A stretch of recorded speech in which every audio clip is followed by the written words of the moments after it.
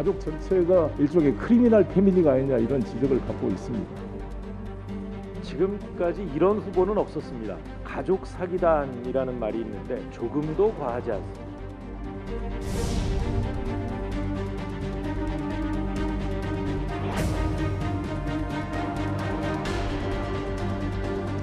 저는 왕이 될 생각은 없어요. 저는 자리를 탐한 일도 없습니다. 왕이 아닌 진정한 모습이 되어야 되는 것이죠. 왕이 아니라 모습이 될 사람 누구라고요? 이재명! 이재명!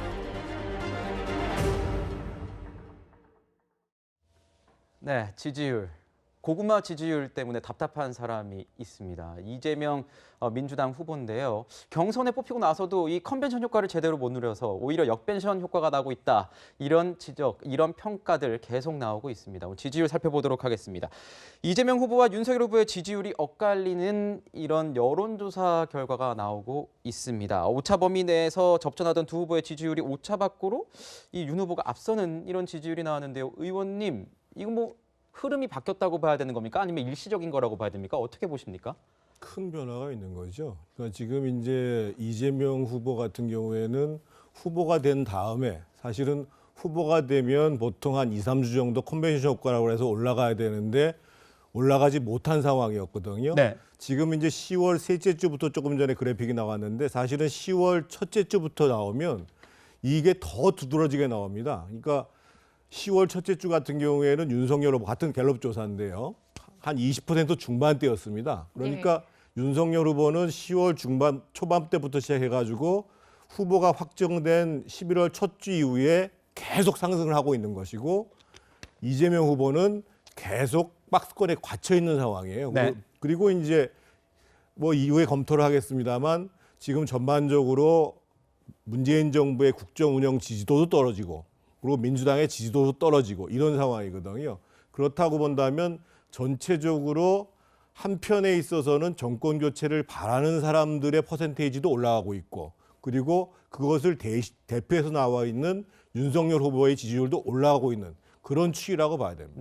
네, 지지율 흐름과 관련해서 저희가 지지율 표는 준비를 했지만 지지율 흐름과 관련해서 말씀을 주셨기 때문에 그 해당 기간과 관련된 지지율은 저희가 추후에 저희 게시판이나 다른 방법을 통해서 시청자 여러분들께 공지해드리겠다는 점 말씀드리겠습니다. 네, 이 민심 관련해서 연령대별로도 굉장히 궁금한 부분인데 저희가 준비를 했습니다. 같이 분석을 이어가 보면 좋겠는데요. 지금 보시면은 20대에서는 동률로 나왔습니다. 그런데요, 이제 40대를 제외한 30대, 50대 그리고 60대 이상에서는요, 윤석열 후보가 이재명 후보에 있어서 오차 범위 밖에서 앞서는 거로 나왔습니다. 교수님, 네. 어떻게 좀 분석을 하고 계십니까? 여기서 가장 중요한 거는 지지층의 결속력이 어떻게 되느냐의 문제인데 지금 윤석열 후보는 지지층의 세대가 아주 결속력이 높은 거죠. 지금 네. 마지막 60대 이상을 보시면 59%가 지지층으로 됩니다. 오히려 이제 뭐 이재명 후보에게는 27%뿐이 안 몰려요. 이게 격차가 굉장히 큰 거죠. 여기서 네. 아주 상당한 차이가 만들어냅니다. 하지만 이제 반대로 사실상 40대, 30대 이게 전통적인 이재명 후보의 어떤 지지층인데 여기는 오히려 30대는 역전이 됐고요. 네. 40대마저도 사실상 어떻게 보면은 격차가 그렇게 크지 않습니다. 그러니까 지지 세대의 어떤 결속력의 차이가 이번에 이 여론조사 결과를 만들었다 이렇게 보면은 맞을 것 같습니다. 네, 그렇군요. 그래서일까요? 이재명 후보 지금 같은 경우에는 이런 상황에서 여론조사 흐름 이렇게 본 것 같습니다. 중도층을 공략해야 될 것 같다. 이렇게 해서 오늘 오전에는 또 연평도 포격과 관련해가지고 이 포격 전사자 모역을 찾아서 이 어떤 경우에도 북한의 일방적 도발에 대해서는 뭐 이렇게 용인하지 않겠다. 이렇게 중도층을 끌어안을 수 있는 안보 문제를 가지고 나오기도 했습니다. 자, 이 후보의 지지율이 부진한 이유 또 이렇게 평가하는 것 같습니다. 당 문제라고 얘기를 하는데요. 들어보시죠. 배가 불러서 더 이상 움직이기 싫어하는 것 같은 느낌을 가진 것 같아요.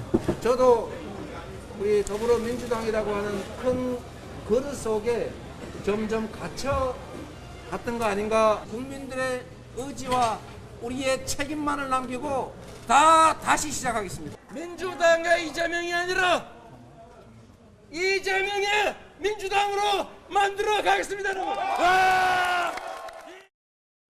네, 맞는 언론 매체에서 이 얘기를 많이 했습니다. 이걸 제목으로 많이 띄웠더라고요. 민주당의 이재명이 아니라 이재명의 민주당을 만들겠다. 이렇게 얘기를 했습니다.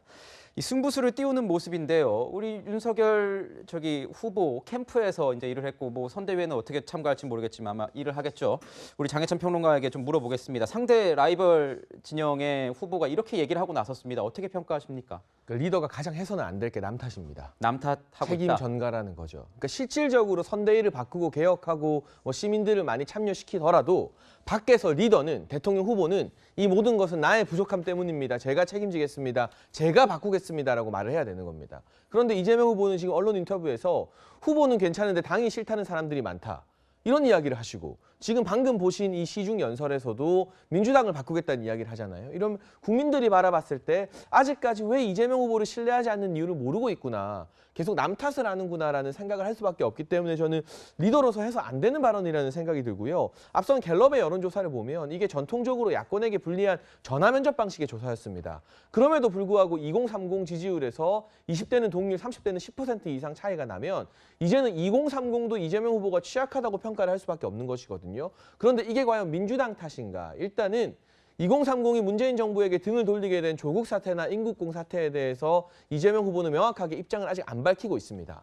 아무리 청년들 많이 만나도 조국과 인국공 이 두 문제를 명확하게 문재인 정부가 차별을 하지 않는다면 취약해진 2030 지지율 윤석열 후보에게서 뺏어오기 힘들 거라는 생각이 들고요. 중도 행보로 뭐 여러 가지 이제 전사자 예우라던가 국군 장병 예우 이야기를 하고 있는데 미국 상원 의원 만난 자리에서 가스라테프트 밀약 이야기 꺼내면서 이 외교 안보와 관련된 중도층 공략은 첫 단추를 이미 잘못 깨우고 시작했죠. 근데 그게 민주당 잘못입니까? 아니에요. 이재명 후보 선대위에 위성락 전 대사라는 굉장히 훌륭한 중도적인 외교 전문가 모셔갔는데 이재명 후보가 본인의 발언으로 국민들 봤을 때 대다수의 중도적 국민들은 한미동맹 강화를 원하는데 완전히 거꾸로 받는 발언을 하신 거거든요. 네. 남 탓할 시간에 과연 나의 잘못은 무엇인가, 나의 어떤 점이 중도층과 무당층을 불안하게 만드는가에 대한 통렬한 반성과 대안부터 고민해야 될 시점이라고 생각합니다. 네, 이렇게 이재명 후보가 당의 선을 긋는 이유, 이재명의 민주당을 만들겠다고 승부수를 띄운 이유, 정당 지지도를 통해서 분석을 해보면요. 최근에 더불어민주당 지지도가 29%로 나왔습니다. 그때 이제 국민의힘이 39%가 나왔어요. 민주당의 지지율을 살펴보면 곡선도 좀 이제 하락세인 모양인데 교수님, 뭐 이런 이재명 후보의 발언이 당의 지지율을 좀 뭐 고려한 그런 걸로 볼 수 있겠습니까? 근데 전체적으로 지지율은 변하거든요. 언제든지 예. 변합니다. 뭐 후보의 지지율뿐만 아니라 정당의 지지율도 변하는데 지지율을 갖고서 얘기하고 있는 건 아니고요. 지금 사실상 180석에 가까운 이 의석을 줬는데 그렇게 해서 민주당이 변화와 혁신을 보인 것이 무엇이냐라는 국민적인 어떤 의문이 있거든요. 지금 현실적으로. 뭔가 근본적으로 우리가 이제 이 피부에 와닿는 어떤 변화를 느끼게 한 데에는 분명히 이런 거대 의석을 확보한 민주당이 하지 못했다는 비판이 분명히 있습니다. 이 얘기를 사실상 못하고 지나가다가 지금 이 시점에서 우리 모든 걸 같이 변하자는 그런 취지에서 아마 이 후보가 얘기하는 것이고 이 후보는 지금 민주당에 대한 비판 뿐만 아니라 본인에 대한 어떤 잘못 부분도 사실 지적을 하고 있어요. 그러니까 대장동 의혹 문제도 처음 나왔을 때 이것을 그냥 해명하는데 급급할 게 아니라 어떻게 하면 이제 사과하고 반성하고 이렇게 해서부터 출발하는 그런 자세를 보였다면 국민들이 이렇게까지 아쉬워하지 않지 않나 뭐 이런 것이고 아까 우리가 이제 지지율 봤지만 지지율이라는 건 가능성이 예술이거든요. 그러니까 컨벤션 효과가 이렇게 몰리면은 쭉 올라갔다가 또 다른 상황이 오면 또 다르게 변화될 수 있는 그런 어떤 변화의 측면에 많이 반영하는 그런 데이터입니다. 그래서 이거를 지금의 것이 내년 3월 네. 9일까지 갈 수도 없기 때문에 이거를 확정적으로 얘기를 전제로 하고 얘기해서는 안 된다고 생각합니다. 네, 이재명의 민주당이라는 이 말 한마디가 불러온 후폭풍이 만만치 않은가 봅니다. 이재명 후보도 그걸 느꼈는지 이렇게 해명을 했습니다. 들어보시고 이야기 나누도록 하죠. 제가 민주당의 이재명이 아니라 이재명의 민주당 이렇게 얘기했더니 민주당을 장악하겠단 말이야? 이렇게 오해하는 사람들도 있었어요. 장악 좀 하셔야 돼요. 근데 그거는 장악한다고 되는 것도 아니고 또 장악하면 안 되는 거예요. 자, 민주당화된, 그러니까 사람들이 바꾸기를 원하는, 가능한 민주당의 이재명 변화, 새로움에 대한 기대, 즉 이재명에 대한 기대로 민주당이 그렇게 좀 변화해야 되겠다라는 얘기를. 이 이재명의 민주당 이 말이 장악하겠다는 뜻이 아니다. 민주당의 이재명 변화, 새로움의 기대, 뭐 민주당이 변화해야 된다 이런 뜻을 얘기한 것이다. 이렇게 해명을 했습니다. 자, 이 당 차원에서는 그러면 어떻게 나오고 있을까요? 이 후보를 지원하기 위해서요. 이 윤 후보의 부인, 뭐 장모 의혹, 일부 뭐 본인 부인 장모 이렇게 해서 본부장 리스크라고 이름까지 명명 지었는데 이 연일 집중 포화를 일으키고 있습니다. 그런데 송영길 대표가 최근에 이 얘기를 했는데 오히려 역풍이 일었다고 하네요. 들어보시죠. 돌잔치의 엔화가 우리나라 돈 대신 돌상에 놓여 있을 정도로 일본과 가까운 유복한 연대 교수의 아들로 태어난 윤석열 씨는 네, 유복하게 자란 이 뭐 윤 후보를 이제 뭐 공장에서 일했던 이재명 후보와 좀 비교를 하다 보니 이렇게 얘기가 나온 것 같은데 이 알고 보니까요, 이 엔화가 아니라 이 1960년대 초 발생했던 천황권이었다는 겁니다. 지금 화면에 보시는 것처럼 빨간색으로 이제 표시가 돼 있죠. 이 송 대표 발언이 좀 달라서 좀 논란이 되고 있는데 거기다가 앞서서 이 한준호 의원 같은 경우에 이 후보의 이 수행실장인데 이 영부인에도 국격이 있다면서 글을 올렸다가 잘 내리는 일이 있었습니다. 근데 이런 글 제목이 논란이 됐습니다. 두 아이의 엄마 김혜경, 이재명 후보의 부인이죠. 그리고 토리 엄마 김건희, 윤 후보의 부인입니다. 이 뭔가 출산 여부로 여성을 기준을 삼는 것처럼 보여서 논란이 됐습니다. 그래서 뭐 사과도 했습니다. 이런 논란, 뭐 네거티브 공세의 역풍으로 봐야 될까요? 어떻게 봐야 됩니까? 이런 것도 검증 뭐 대상이 되는 겁니까? 지금 민주당이 정신을 못 차리고 있는 거죠. 그러니까 대표도 그렇고 대변인도 그렇고 지금 상대 후보를 계속 공격하는 데 집중하다 보니까 실제로 언급하지 말아야 될 얘기나 잘못된 인식을 가지고 공격을 하는 거예요. 네. 더더군다나 그 한준호 대변인 같은 경우에는 대한민국의 많은 가정이 네. 소위 난임 그리고 유산 이런 것 때문에 얼마나 힘들어해요. 네. 그런데 그것을 가지고 상대 후보를 공격하고 그리고 송 대표도 사실은 저런 분이 아닌데 1960년도에 나온 천환권 우리 한국은행에서 발행한 돈을 가지고 아 무조건 친일파로 몰면은 상대표가 떨어지겠구나 이렇게 생각을 한 거란 말이에요. 근데 지금 민주당이 지금 이재명 후보도 마찬가지고 왜 저런 일이 벌어지냐면요.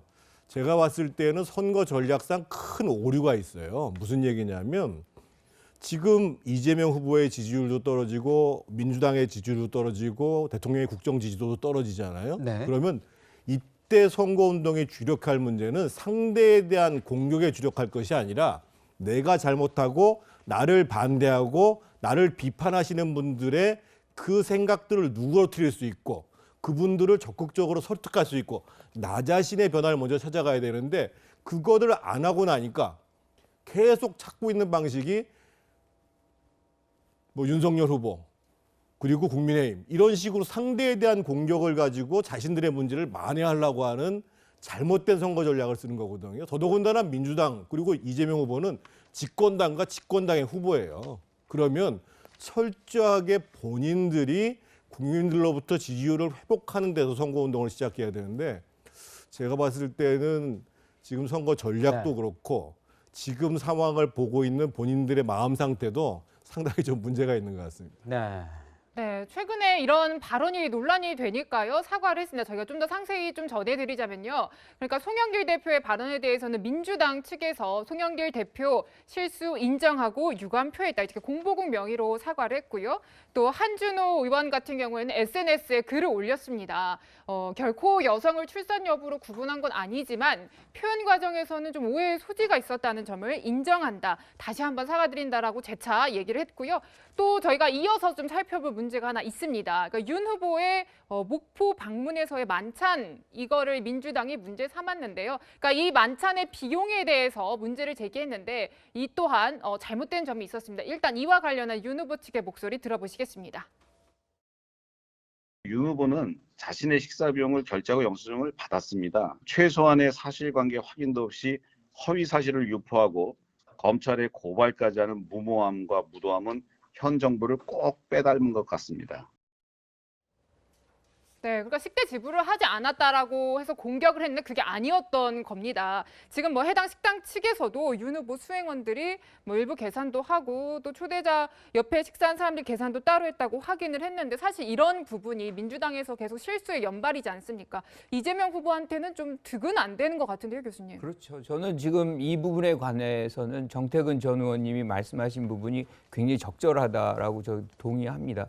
그런데 이제 지금 이 식대 관련해서는 저는 그렇게 생각하진 않아요. 왜냐하면 지금 저도 아침에 그 영수증을 봤거든요. 7만 7천 원입니다. 윤 후보가 드신 부분이. 그런데 나머지가 37만 원 정도 나왔다 그래요. 10여 명인데 본인이 7만 7천 원, 나머지는 전체 해서 37만 원. 좀 약간 해석이 안 되는 부분이 있고요. 또 한 가지가 뭐냐면 이 37만 원을 한 분이 냈다는 거예요. 이건 선거법 위반이에요. 그러니까 우리가 통상 선거 과정 속에서 밥을 먹으려면 다 걷습니다. 걷어서 일률적으로 자기가 먹은 걸 자기가 계산하는 건데 누군가가 1인이 내줬다. 거기에 대통령 후보가 있는 것 자체만으로도 이건 선거법 위반이에요. 본인이 실질적으로 내지 않았다고 해도, 그러니까 본인 거는 스스로 냈다고 하더라도. 네, 그런데 말씀하신 부분 제가 알고 있는 선거법과는 조금 다른 부분이 있는데요. 어쨌든 윤석열 후보는 본인이 이 식사한 부분에 대해서 직접 결제를 했고 식당 측에서도 확인을 했고 현금 영수증까지 끊었기 때문에 나머지 부분에서 어떻게 계산을 하느냐 그분들이 윤석열 후보의 캠프 소속이나 선대위 소속이 아니기 때문에 저는 해석에 대한 차이가 있을 거라고 보고 그리고 지금 뭐 이 돌상에 애나가 놓였다느니 한준호 의원의 비출산 여성에 대한 비하라느니 이 목포 식당 문제라느니 하나하나 따지고 봤을 때 국민들이 나라의 미래와 비전을 생각하는 그런 문제가 아니라 너무나 지역적인 말단의 문제를 가지고 그마저도 사실과 다르게 비난을 하다가 역풍을 받는 문제, 적어도 이 문제에 대해서만큼은 더불어민주당에서 어떤 식으로 윤석열 후보를 비판해야 될까 좀 기조에 대한 좀 심층적인 전략 회의가 필요하지 지금은 사실상 이 네티즌들 사이에서는 송영길 대표나 한준호 의원 어둠의 윤석열 선대위원 아니냐 이런 말이 나올 정도이기 때문에 이재명 후보 입장에서 이 부분은 또 뭐 제가 아까 남탓하면 안 된다고 했지만 답답하긴 참 답답할 것 같습니다. 네, 두 번째 순서에서는 여야 대선 후보의 지지율과 그 배경을 한번 분석해봤습니다.